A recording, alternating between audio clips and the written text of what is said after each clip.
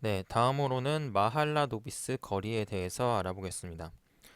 마할라노비스 거리는 일단 다변량 공간에서 측정될 수 있는 개념이 되겠습니다. 그래서 일반적으로 예를 들어 유클리디안 디스턴스 같은 것들은 단변량이나 다변량 둘 다 상관이 없었는데요. 근데 마할라노비스 거리 같은 경우에는 공분산을 사용을 하기 때문에 무조건 이제 다변량 공간에서만 사용을 할 수 있는 그런 거리 개념이 되겠습니다. 그래서 유클리드 거리와는 달리 변수들 사이의 상관관계를 공분산 행렬을 이용해서 고려하게 되는 그런 거리 개념입니다. 일단 우리가 마할라노비스 거리를 어떻게 유도할 수 있냐면요.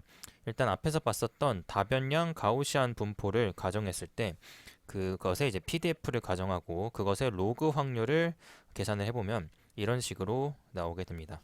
그래서 앞에서 봤었던 다변량 PDF 수식을 보게 되면은 얘였었죠. 얘에다가 이제 로그를 취하게 되면은 이제 얘 곱하기 얘니까요. 우리가 앞에가 이제 상수가 되겠고요. 그리고 얘 곱하기 얘인데 로그는 이제 더하기로 바꿀 수가 있겠죠. 그래서 로그 expectation 이 수식인데요. 로그 expectation은 이제 소거시킬 수 있으니까 얘만 남게 되죠. 그래서 얘랑 어떤 상수다. 그래서 얘 안에 있는 값이랑 익스포넨셜 안에 있는 값이랑 이 상수의 덧셈으로 우리가 할 수가 있습니다. 그래서 그게 바로 이제 로그의 가우시안 다변량 분포의 확률이 되겠죠.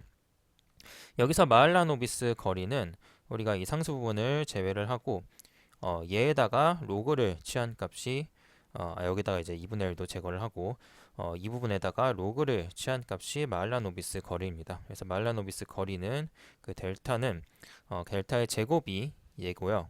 그래서 델타 자체는 얘에다가 제곱근을 취한 값을 마할라노비스 거리라고 하겠습니다. 이렇게 정의가 되겠고요. 그래서 로그 확률은 마할라노비스 거리의 제곱이랑 비례하는 그러한 상황이 되겠습니다. 그래서 마할라노비스 거리의 의미는요. 결과적으로 로그 확률의 등고선을 생각을 해봤을 때 그게 바로 마할라노비스 거리다라고 생각할 수 있습니다. 그래서 앞에서 봤었던 이런 그림을 생각했을 때 우리가 마할라노비스 거리는 예를 들어 중심점으로부터 이 등고선이 같은 지점도 마할라노비스 거리가 같다라고 생각을 해볼 수가 있습니다. 그렇게 되면은 우리가 표준편 그 각각의 이제 공분산을 계산을 해서 예를 들어 이 파란색 지점을 따져봤을 때 이 거리, 그러니까 중심으로부터 여기 파란색 끝점과 이 거리가 이제 같은 것이죠. 그래서 우리가 확률을 고려해가지고 그 가우시안의 이제 다변량 분포의 확률을 고려해서 로그 확률을 계산을 해서 등고선을 그렸을 때 그 거리가 바로 마할라노비스 거리랑 같다라고 할 수가 있습니다. 그래서 공분사를 고려한 그런 거리 시스템이다라고 얘기를 할 수 있습니다. 그래서 마할라노비스 거리의 특별한 점은 공분산 행렬을 이용해서 각 차원의 스케일과 차원 간의 상관관계를 고려한다는 점이 이제 특별한 점이 되겠습니다. 그래서 우리가 공분산 행렬을 아이겐 디컴포지션을 시킬 수가 있습니다. 네, 아이겐 디컴포지션은 이제 선형대수학 쪽에서 배운 개념이 되겠고 여기서 이제 또 주의할 점이 이 얘네들이 이제 아이겐 밸류가 이제 람다고요. 아이겐 벡터가 이제 u 벡터가 되는데 우리가 d 곱하기 d 차원의 어, 매트릭스이니까요. 이제 아이겐 밸류가 d개가 있고 아이겐 벡터도 d개가 있겠죠. 그런 상황에서 이제 아이겐 벡터인 u 벡터의 이제 ud 곱하기 ud 트랜스포즈 얘는 이제 어, 매트릭스라는 것을 주의해야 되겠고 d 곱하기 d 차원의 매트릭스입니다. 그래서 앞에서 다뤘던 대로 d 곱하기 d 차원의 매트릭스가 된다는 점을 이제 주의해야 되겠고요. 거기다가 이제 아이겐 밸류를 곱한 값을 우리가 시그마를 매겨서 그러니까 이제 다 덧셈을 취해서 시그마 행렬을 만들 수가 있습니다. 그래서 이 시그마 행렬을 여러 개의 d 곱하기 d 차원의 매트릭스와 어떤 스칼라의 곱의 덧셈으로 나타내는 방법이 이제 아이겐 밸류 디컴포지션이 되겠고요. 우리가 그 선형대수학에서 아마 뭐 약간 중간 이후쯤에 나오는 내용이 되겠죠. 그때 우리가 z라는 새로운 좌표를 정의할 수 있는데요. 이 z라는 새로운 좌표는 y-mu, 즉 이제 y라는 벡터에서 mu라는 평균값을 뺀 상태에서 그 벡터를 우리가 아이겐 벡터에 프로젝션 시킨, 사형시킨 값이 이제 zd라고 할 수가 있습니다. 이 zd를 이렇게 정의를 했을 때 우리가 이 zd가 아이겐 밸류, 아이겐 벡터인 이제 UD가 여러 개가 있잖아요. 정확히는 이제 라지 D개만큼 있겠죠. 라지 D개만큼 있으니까 얘가 이제 여러 개가 D개만큼 있는 상황이 되겠고, 그래서 그것을 우리가 행렬적으로 표현을 할 수가 있습니다. 그래서 걔들을 이제 열 벡터로 다 모아가지고 만든 값이 이제 Z라는 벡터 값이 되겠고, 그리고 이제 아이겐 벡터도 이렇게 열로 이제 다 모아가지고 만든 이런 U 행렬을 만들 수가 있습니다. 그래서 이제 얘를 이제 선형대수학적으로 행렬로 다시 쓴 식이라고 할 수가 있겠고요. 그래서 이제 원래 얘를 이제 1부터 D까지 다 해가지고 열 벡터로 합산한 게 바로 여기에 나오는 선형대수학적인 표기가 되겠죠.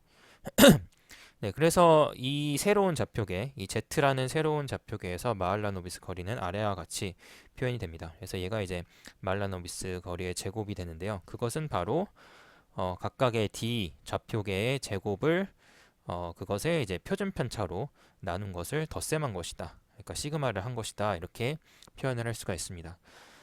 네, 그래서 이 식의 의미를 살펴보면은 결국 ZD는 결국 이제 UD랑 같은 쪽의 벡터잖아요. 그러니까 UD를 스케일링한 것이 되니까요. 왜냐면은 이제 ZD라는 것 자체가 아이겐 벡터로 이제 프로젝션을 시킨 값이죠. 그렇기 때문에 얘의 이제 스케일링한 뭐 알파 곱하기 UD 이런 식으로 나타낼 수가 있는 게 이제 바로 ZD가 되겠죠.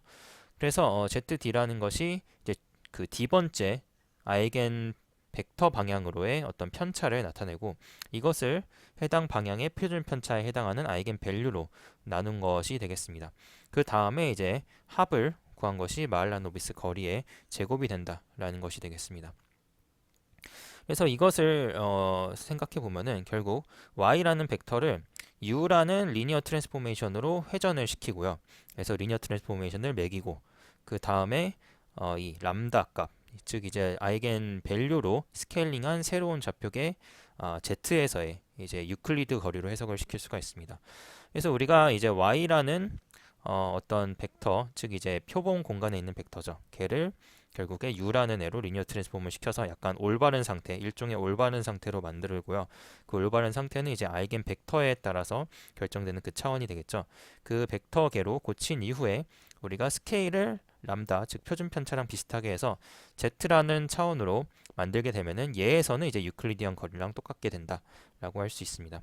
그래서 일종의 우리가 등고선을 그렸을 때 원래 이런 식으로 이제 등고선을 그려졌던 애가 있는데요. 얘는 이제 원래 x1, x2 차원에서 이제 존재하는 애였는데, 얘를 우리가 아이겐 벡터 차원인 u1 차원, u2 차원으로 바꾸면은 얘가 원 형태로 이제 바뀌기 때문에 그래서 이때의 이제 거리는 완벽하게 유클리디안 거리로 가게 된다라는 의미가 되겠습니다.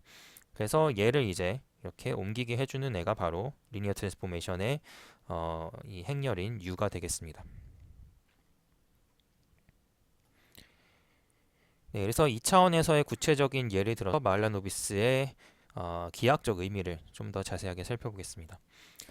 그래서 이제 마할라노비스가 같은 점인 이제 Z1, Z 그러니까 이제 마할라노비스의 이제 여러 가지 점이 있을 때, 그때 Z1, Z2 이렇게 그 각 점에 Z1, Z2 이런 식으로 좌표 형식으로 나타냈을 때 마할라노비스가 같은 점들은 이 똑같은 방정식을 만족시킵니다. 여기서 이제 R은 상수고, 이 R에 따라서 이 등고선의 이 범위가 결정되는 것이 되겠죠. 그래서 이제 R이 클수록 멀리 떨어져 있는, 중심에서 멀리 떨어져 있는 점을 의미하고요. 그래서 마할라노비스가 같은 점을 이제 같은 등고선 내에 있게 되는데요. 그때 이제 얘네 둘의 거리를 R로서 이제 표기를 할 수가 있게 되는데, 걔가 바로 R과 관련된 이 점이 되겠죠.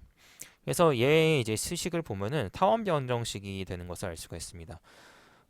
x 제곱 플러스 y 제곱에 이제 어떤 수치를 곱한 게 이제 어떤 r이라는 값이랑 같다. 이것을 이제 생각을 해보면은 얘는 이제 타원 방정식이 되겠고요. 원을 이제 찌그러뜨린 형식이 되겠죠.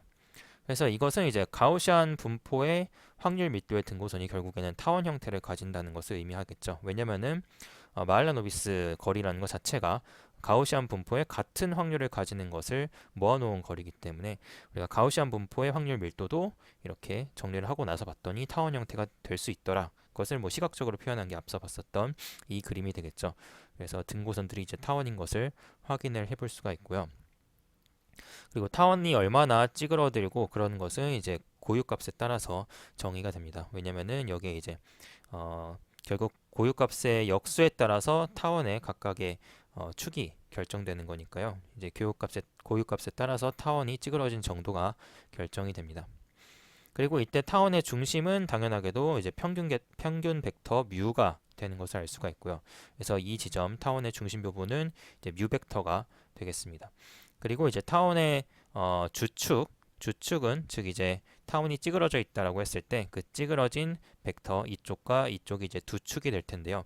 이 두 개의 축은 결과적으로 고유 벡터 방향과 일치합니다. 그래서 U1, U2 벡터의 방향이 이 타원 찌그러진 그 축을 의미한다라고 할 수가 있겠습니다. 그리고 각 주축의 길이는 해당 고유 값의 제곱근에 비례한다라고 할 수 있습니다. 네, 그래서 이제 2차원 가우시안 분포를 예로 들어서 이제 설명을 해보면은 결과적으로 2차원 가우시안 분포에서 각각의 변수의 평균을 이제 계산을 해서 이제 뮤라는 벡터로 놓고요. 그 다음에 계속 봤었던 공분산 행렬을 시그마로 두고요. 여기 이제 원래는 이제 이렇게 소문자 시그마로 썼었는데 그냥 대문자로 표기를 한 것에 불과하고요.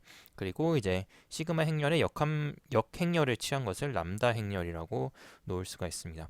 이렇게 이제 2차원의 다변형 가우시안 분포를 가정을 했을 때 이때 각각의 주변 분포를 생각을 할 수가 있습니다. 마지널 디스트리뷰션, 즉 이제 우리가 챕터 2에서 배웠었던 그 개념을 생각을 해볼 수가 있는데요. 마지널 디스트리뷰션은 두 개 이상의 변수가 있을 때 그 중에서 이제 몇 개를 제거하고 뭐 하나의 변수에 대해서만 다시 이제 분포를 그린 것이다. 이렇게 얘기를 했었죠. 그래서 그렇게 놓고 봤더니 얘는 이제 x1, x2 각각이 있겠죠. x1, x2 각각의 이제 마지널 디스트리뷰션은 또 다시 이제 단변량 이제 가우시안 분포가 되는 것을 볼 수가 있습니다. 그리고 이때 뮤1, 뮤2가 이제 각각 단변량 가우시안에서의 평균이 되겠고요. 그리고 단변량 가우시안에서의 분산은 이제 원래 이제 시그마에서의 이제 대각 성분이 되겠죠. 그래서 이 결과를 이제 보면은 사실은 뭐 당연한 말이겠지만 사실 다변량 가우시안 분포에 대해서 각 변수에 대한 주변 분포, 각 변수에 대한 마지널 분포는 역시 또한 단변량 가우시안 분포를 따른다라는 것이 되겠습니다. 그래서 우리가 얘를 이제 생각해 볼 수가 있는 게 앞에 봤었던 이 그림을 이제 생각을 해봤을 때요. 이 그림을 생각을 해봤을 때 우리가 결국에 한 변수의 주변 분포를 본다는 것은 우리가 이쪽 방향으로 빛을 딱 정확하게 이쪽 방향으로 딱 직각으로 쐈을 때 여기에 이제 비치는 그림자가 어떻게 될지를 의미를 합니다. 그래서 x1축이 있다라고 했을 때 우리가 x1축을 이제 다 덧셈을 매기는 것이 이제 마지널 디스트리뷰션의 정의잖아요. 그래서 x1축에 덧셈을 매겨서 x2 차원의 이제 마지널 디스트리뷰션을 보고 싶다라고 한다면은 x1축으로 이렇게 방향에 빛을 쏘면 되겠죠. 그러면은 이런 식으로 그림자가 그려질 텐데요. 얘는 이제 단변량 가우시안 분포가 되겠죠. 이렇게 이제 쏘더라도 당연하게 그림자는 이렇게 가우시안 분포가 될 것입니다. 물론 이제 한쪽에 이렇게 약간 좀 피크가 많이 있는 이런 식으로 되겠죠.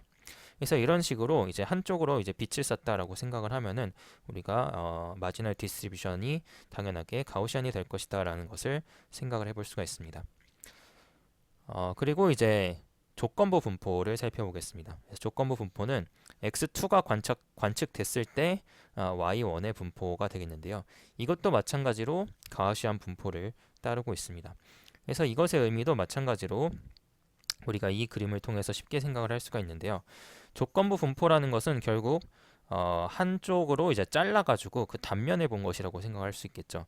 그래서 우리가 여기가 x1이고 x2라고 했을 때 x1이 예를 들어서 마이너스 3이라고 관측이 됐다. 즉 여기쯤이라고 관측이 됐다라는 것은 우리가 여기로 이제 딱 이만큼의 어떤 판을 두고 이 부분으로 이제 잘라서 본 이 분포가 여기 이제 단면이 x2에 대한 분포가 되겠죠. 그래서 px2 바 x1은 3일 때에 대한 분포가 이렇게 이 x1은 마이너스 3 쪽으로 이제 자른 분포, 이 단면이 바로 x2에 대한 x2 바 x1 마이너스 3인 이런 분포가 되는 것입니다. 그래서 단면으로 자른 애도 이제 가우시안 분포가 될 것임을 예상을 할 수가 있습니다. 그래서 결과적으로 우리가 이렇게 조건부 분포도 이 가우시안이다. 그때 이제 뮤와 시그마는 약간 복잡해 보이는데요. 이제 뮤1 바 뮤2 그리고 시그마 1 바 2로 이제 나타냅니다. 그래서 일단 뮤1 바 2, 즉 이제 x2, 여기서 y2죠. 예, y2가 관측됐을 때의 y1에 대한 뮤는 이런 식으로 이제 계산이 되는데요. 좀 복잡해 보이지만 이제 어떤 의미를 가지고 있어서 자세히 살펴보도록 하겠습니다. 그래서 여기서 보면은 이제 평균값이 이제 있는데 우리가 초기값을 이제 뮤1이라고 생각을 할 수가 있습니다. 그래서 원래 이제 뮤의 그러니까 원래 이제 y1의 평균은 뮤1이죠. 근데 여기다가 우리가 어떤 값을 이제 더해준다 라고 이제 해석을 할 수가 있는데요. 이 값을 잘 보면은 y1과 y2의 공분산에다가 원래 이제 y2의 그 분산의 역수를 취한 게 있습니다. 그리고 이 관측된 y2가 평균에서 얼마나 많이 떨어져 있냐, 이게 그 뒤에 곱해지게 되겠습니다. 그래서 이것의 의미를 생각을 해보면은 원래 이제 뮤1에서 출발을 하는데 근데 이제 y2의 편차에 따라서, 즉 y2가 중간에서 얼마나 많이 떨어져 있냐에 따라서 이 뮤1이 어느 수치만큼 이 정도의 상수값으로 조정이 되는, 그렇게 이제 이해를 할 수가 있습니다. 그래서 얘는 이제 일종의 상수가 되겠고요. 이 시그마 쪽은 상수가 되겠고, 얘는 y2 관측된 y2 값이 얼마나 중심에서 멀리 떨어져 있냐로 생각을 해볼 수가 있습니다. 그래서 앞에 봤었던 이 그림을 생각을 해보면은 여기서 이제 x1의 평균은 0이죠. 여기서 이제 x1의 평균은 0인데요. 근데 0에서 많이 떨어져 있을수록 관측된 x1이 이제 0에서 많이 떨어져 있을수록 우리가 원래 y2의 평균에서 좀 멀어집니다. 예를 들어 뭐 마이너스 5에서 관측했다라고 하면은 걔의 단면을 보면은요. 이런 식으로 이제 존재를 하겠죠. 가우시안 분포가. 근데 이 가우시안 분포의 이제 평균점을 보면은 얘도 뭐 x2도 마이너스 5 정도로 원래 분포인 0에서 많이 이제 떨어져 있습니다. 그래서 원래 이제 뮤 이제 2가 있을 텐데 얘에서 이제 이만큼 떨어지게 되겠죠. 그래서 그거의 정도가 우리가 얼마나 이제 그 관측된 애는 여기서 이제 y2죠. y2가 얼마나 그 y2의 평균으로부터 떨어져 있냐가 이제 원래 뮤1에서 이동의 정도를 나타낸다라고 할 수가 있습니다. 그리고 이제 분산 같은 경우, 이제 분산은 아래쪽에 써 있죠. 시그마 1 바 2. 얘는 이제 비슷하게 이제 계산이 되는데요. 원래 이제 y1의 분산에서 어떤 값을 빼준 것입니다. 그래서 이 빼준 값은 이제 y2와 y1의 상관관계로 인해 설명되는 부분이다 라고 얘기를 할 수가 있습니다. 그래서 이제 코릴레이션, 특히 여기서 이제 코베리언스로 나타나죠. 이제 코베리언스가 클수록 이 값이 커지기 때문에 분산이 점점 작아집니다. 그래서 코릴레이션이 클수록 이제 분산이 작아지게 되겠고요. 그래서 앞에서 봤던 그림으로 단면을 자르는 행위를 생각을 해보면요. 우리가 예를 들어 마이너스 5에서 각각 잘랐다라고 했을 때 예를 들어 이 A번 같은 경우는 이제 코베리언스가 큰 경우잖아요. 이 경우는 굉장히 피크가 큰, 즉 이제 굉장히 분산이 작은 경우가 되겠죠. 근데 얘는 이제 분산이 코베리언스가 없는 경우니까요. 어디에서 자르든 간에 우리가 똑같습니다. 이제 분산이 똑같다고 볼 수가 있고요. 마찬가지로 얘도 이제 어디에서 자르든 간에 분산이 어느 정도 똑같은 모습을 볼 수가 있습니다. 그래서 우리가 코베리언스가 클수록 우리가 그 관측된 정보가 다른 정보에 영향을 많이 미치기 때문에 그 정보를 빼준 것이다라고 이렇게 직관적으로는 그렇게 생각을 할 수가 있습니다.